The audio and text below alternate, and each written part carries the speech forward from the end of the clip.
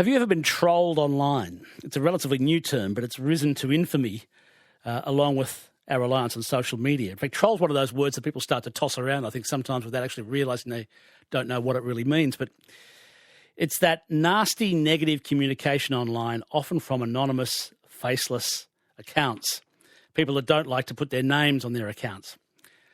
It's quite fascinating to read people who abuse me online every now and then, particularly when I have mates who are great hackers and they like finding out who it really is. Yes, I know who you are, but anyhow, that's another story.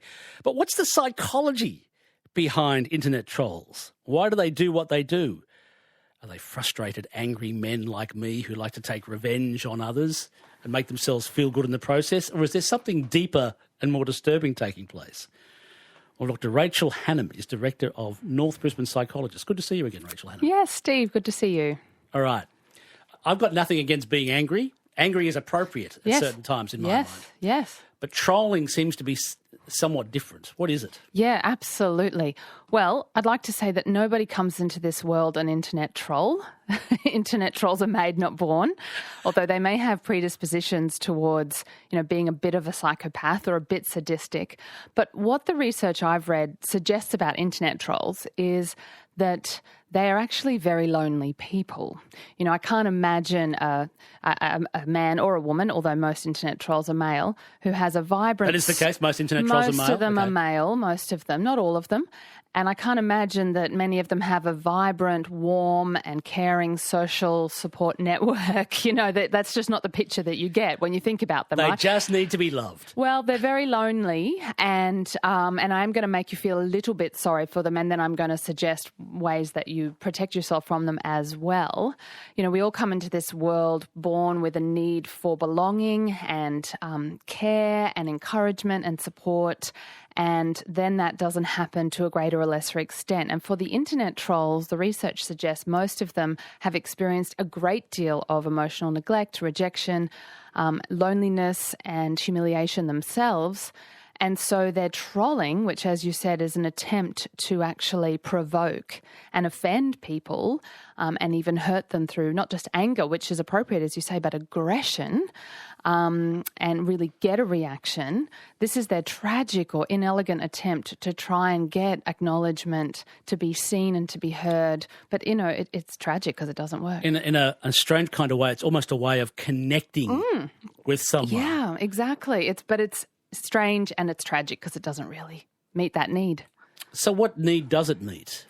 So what happens is when our needs are chronically unmet in our developing years is we become maladaptive because we haven't been able to adapt to our neglected needs. We find other ways to try and get that connection, to try and get that acknowledgement. And it seems to sort of meet the need because, they do get some attention. People do get sucked in. They do seem to get a reaction. It's not the reaction they want deep down, but they don't even realise that deep down they're very lonely. So they get some secondary gain, some sort of strange manifestation of connection and acknowledgement through their behaviour. My guest is Dr. Rachel Hannam. Rachel Hannam is the Director of the North Brisbane Psychologists. This is ABC Radio Brisbane and Queensland.